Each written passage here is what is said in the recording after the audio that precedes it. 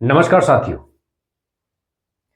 आज हम चर्चा करेंगे वार्षिक राशिफल 2025 में अंतिम राशि मीन राशि के बारे में। मित्रों, आखिरकार मीन राशि का यह जो वर्ष है 2025, यह कैसा रहने वाला है, किस प्रकार से इनका स्वास्थ्य रहेगा, धन, मान, सम्मान, परिवार और आय के साधन, नौकरी, इन सभी विषयों पर हम गहन चर्चा आज हम करने वाले हैं।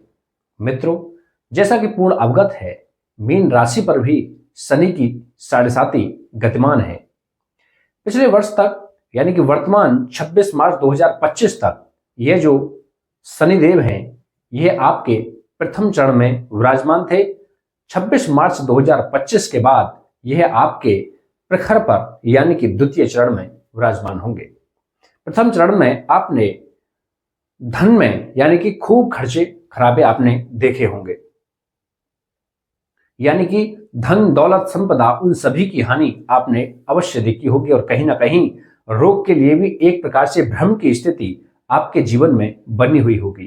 परिवार के साथ भी मनमुटाव जैसी स्थितियां और व्यवसाय को लेकर के भी बहुत ज्यादा समस्याएं आपने देखी होंगी। लेकिन अब की बार शनि की 7.5 के इस चरण को बदलने से इन सभी से छुटकारा मिलेगा, कर्ज से भी छुटकारा मिलेगा, मान सम्मान में भी छुटकारा मिलेगा। लेकिन अब के चरण में जो शनिदेव हैं, आपके जो समाज में प्रतिष्ठा है उस पर कहीं ना कहीं घात करने वाले हैं, वार करने वाले हैं। आपके स्वास्थ्य में भी कहीं ना कहीं यह चोट मारेंगे। आप पर कहीं ना कहीं आपके चरित्र पर, आपके सम्मान पर, आपकी पहचान पर चोट लग सकती है। इस शनि के 7.5 से अब के वर्ष आपके साहस में कमी आएगी।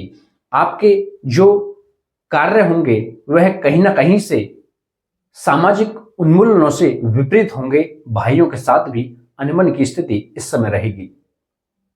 परिवार के साथ, खासतौर से जीवन साथी के साथ भी इस वर्ष अच्छे संबंध नहीं रहेंगे। कहीं ना कहीं से छुटपुट बातों से झगड़ा होता रहेगा। वहीं रोजगार को देखें तो रोजगार के लिए यह जो वर्ष है, अगर शनि की 7.5 के हिसाब से देखें तो यह वर्ष अच्छा नहीं है। वहीं अगर गुरु के गोचर से देखें तो कहीं ना कहीं गुरु के गोचर से आप स्थायी नौकरी अवश्य पालेंगे। तो कुल मिलाकर के देखें कि यह वर्ष नौकरी के लिए, व्यवसाय के लिए भी अच्छा ही है, क्योंकि गुरु के गोचर से, गुरु की दृष्टि से कहीं ना कहीं रोजगार का जो संकट है 14 मई 2025 के बाद में अवश्य ही आप स्थायी नौकरी पालेंगे। वहीं अगर बात करें राजनीति, अचल संपत्ति और चल संपत्ति, वाहन सुख, भूमि, भवन, वाहन, इनके सुख के बारे में, तो मित्रों वो भी 21 जनवरी से 3 अप्रैल तक यह जो समय है, इस समय आप कोई भी वाहन ना खरीदें, कोई भी चल अचल संपत्ति ना बेचें, ना खरीदें, क्योंकि यह समय बहुत ही ज्यादा अनिष्टकारी है। इस समय कहीं ना कहीं आपको दुख का भी सामना करना पड़ सकता है। लेकिन 14 मई 2025 के लेकर के वर्ष के अंत तक यह वर्ष आपके लिए भूमि, भवन, वाहन और सुख के लिए बहुत ही ज्यादा उत्तम है। इस वर्ष आप अवश्य ही कोई नया मकान बनाएंगे या खरीदेंगे जो आपके लिए शुभकारी होगा, और कोई आप नया वाहन भी आप अवश्य खरीदेंगे। यदि आप कोई पुरानी जो मकान है या जमीन है उसको बेचना चाहते हैं तो वे भी लाभ से ही बिकेगा, ये बात निश्चित है। इसलिए भूमि, भवन, वाहन के लिए यह वर्ष बेहद ही ज्यादा उत्तम है। वहीं अगर बात करें संतान को लेकर के, तो मित्रों 3 अप्रैल से लेकर के 7 जून तक आपके संतान के ऊपर छुटपुट संकट रहेगा, बीमारी लगी रहेगी। लेकिन अगर हम देखें 3 अप्रैल से लेकर के 7 जून तक समस्याएं रहेंगी, लेकिन 7 जून के बाद में इन समस्याओं से आपको छुटकारा मिलेगा। और आपके जो संतान के प्रति यदि आप कोई उच्च शिक्षा हासिल करना चाहते हैं उसमें भी आपको अवश्य ही लाभ मिलने वाला है। वहीं अगर बात देखें रोग, रिपु, ऋण को लेकर के, तो मित्रों इस वर्ष आप पर रोग नहीं होंगे, लेकिन रोग का संदेह बरकरार रहेगा। आप उनका इलाज कराएंगे, केवल भ्रम की स्थिति रहेगी, यानी कि जो आपके पुराने स्थायी जो रोग हैं उनसे छुटकारा मिलेगा, एक वहम आपके जहन में बैठ जाएगा। वहीं कर्जों से तो छुटकारा मिलेगा, लेकिन दुश्मन पनपने लगेंगे। कहीं ना कहीं मुकदमे, झगड़े की स्थिति इस वर्ष आप में अवश्य रहने वाली है। वही बात करें व्यवहार, व्यापार और जीवन साथी के बारे में, तो मित्रों व्यापार में उतार चढ़ाव की स्थिति बरकरार रहेगी। व्यापार में भी घाटे की स्थिति रहेगी, वो है 26 मार्च 2025 के बाद में। यदि आप उससे पहले कोई व्यापार करना चाहते हैं या शुरू करना चाहते हैं तो यह वर्ष आपके लिए उत्तम है, लेकिन 26 मार्च 2025 के बाद में स्थितियां बिल्कुल विपरीत है। इस समय आपको सावधान रहने की जरूरत है। वहीं चोट चपेट, एक्सीडेंट, इस प्रकार की समस्याओं के लिए मित्रों 27 जनवरी 2025 से लेकर के 3 मई 2025 तक आपको सावधानी की बेहद जरूरत है, क्योंकि इस समय कहीं ना कहीं आप एक्सीडेंट या चोट चपेट, फोड़ा फुंसी के शिकार होंगे। इस समय कोई भी शेयर मार्केट में निवेश ना करें, वरना आपको घाटा उठाना पड़ सकता है। वहीं धर्म को लेकर के और भाग्य को लेकर के यह वर्ष बेहद ही ज्यादा उत्तम है। आपका भाग्य इस वर्ष साथ देगा और धर्म के कार्य में भी आप रुचि दिखाएंगे, लेकिन 3 अप्रैल से लेकर के 7 जून यह जो समय है, इस समय आपको धर्म से भी विमुख होना पड़ेगा और भाग्य भी आपका साथ नहीं देगा।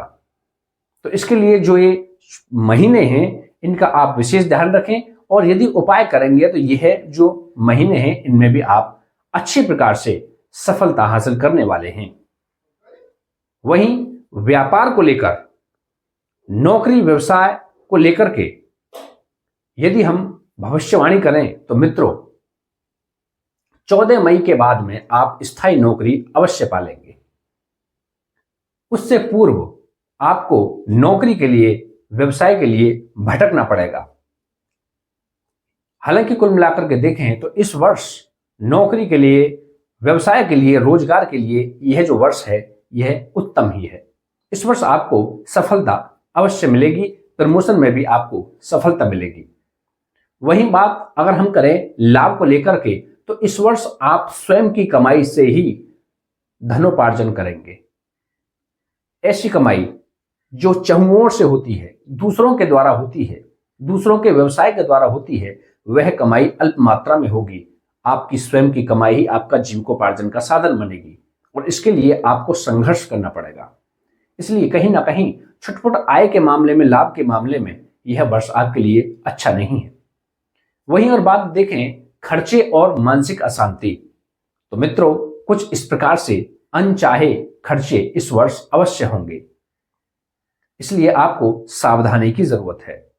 इस प्रकार के खर्चे, वहम वाले खर्चे, भ्रम वाले खर्चे, यदि आप मित्रों को धन देना चाहते हैं तो आप सावधान रहें।